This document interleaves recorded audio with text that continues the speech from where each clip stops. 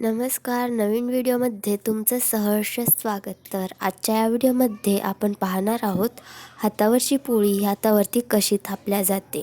या आधीच्या व्हिडिओमध्ये मी हातावरच्या पोळीसाठी पीठ प्रॉपरपणे कसं चुरायचं आहे, कसं मळायचं आहे हे पूर्णपणे दाखवलेलं आहे. जर तुम्ही तो व्हिडिओ पाहिला नसेल तर याआधी तो व्हिडिओ पहा. व्यवस्थितपणे त्याच स्टेप्सनी तुम्ही पण पीठ मळून घ्या आणि नंतर ज्या पद्धतीने मी हातावरची पोळी थापत असते तशाच पद्धतीने तुम्ही पण हातावरची पोळी थापा. चला तर आपण आता हातावरच्या पोळी बनवायला सुरुवात करू. सर्वात आधी इथं पीठ मळून घेतलेलं आहे. तुम्हाला सांगितल्याप्रमाणे हातावरच्या पोळीसाठी कसं पीठ मळायचं आहे ते आधीच्या व्हिडिओमध्ये पाहिलेलं आहे. पीठ मळून झाल्यानंतर आपण त्यावरती थोडंसं कोरडा पीठ लावायचं आहे, जेणेकरून पोळी आपल्या हातावरती चिटकणार नाही. आता या पिठाचा आपण छोटे छोटे हुंडे बनवून घ्यायचे आहेत. जास्त मोठे आकाराचे हुंडे नाही बनवायचेत. जास्त मोठा हुंडा घेतला की मग पोळी आपली जाड होते. त्याच्यामुळे छोटे छोटे हुंडे घ्यायचे आणि एकदम पेपरसारखी अशी पतली पोळी तयार करायची आहे. 7 ते 8 दिवस जर तुम्ही नक्कीच या पद्धतीने जर का पोळी बनवून ट्राय केलात तर तुम्हीसुद्धा नक्कीच हातावरची पोळी बनवू शकाल.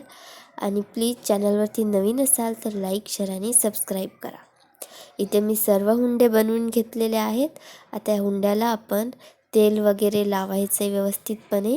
हाताच्या उलट्या भागाला सुद्धा तेल लावायचं आहे, जेणेकरून पोळी ही आपल्या हातावरती चिटकणार नाही. आणि ज्या पद्धतीने मी हातावरती हलक्या हलक्या हाताने पोळी थापत आहे तशाच पद्धतीने तुम्हीसुद्धा आपल्या हातावरती पोळी थापायची आहे. मला थोडी सर्दी झाली असल्यामुळे व्यवस्थितपणे बोलता येत नाही आहे, तरीसुद्धा मी तुमच्यासाठी हातावरच्या पोळीचा नवीन व्हिडिओ घेऊन आलेली आहे.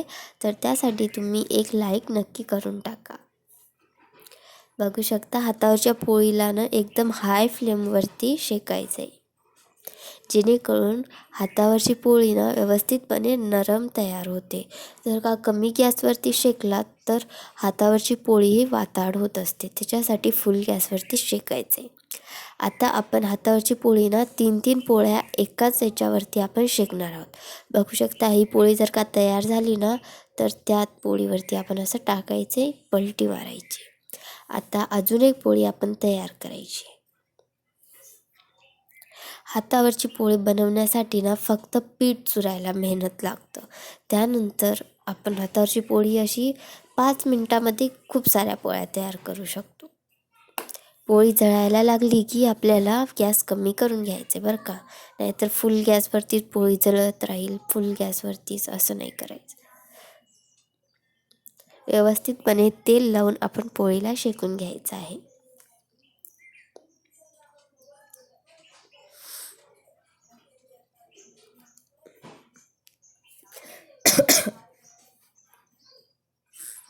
या 2 पोळ्या त्याच्यावरती अजून एक तिसरी पोळी ॲड करायची. बघू शकता अशा पद्धतीवर एकावर एक अशा 3-3 पोळ्या एकदाच आपण असं शेकू शकतो. आणि या 3 पोळ्यामधली सर्वात मधली पोळी असते ती खरंच इतकी टेस्टी असते. दोन्ही पोळ्या तरी थोड्या कडक असतात, मात्र मधातली पोळी जी असते एकदम वाफावरती अशी पूर्णपणे मधातून शिजलेली असते. त्याच्यामुळे त्या पोळीला वेगवेगळीच झालेली असते. माना की पूर्ण पोळीला व्यवस्थितपणे फोडून शेकतो, मात्र तरी पण सुद्धा मधातल्या पोळीला एक अलगच चव आलेली असते.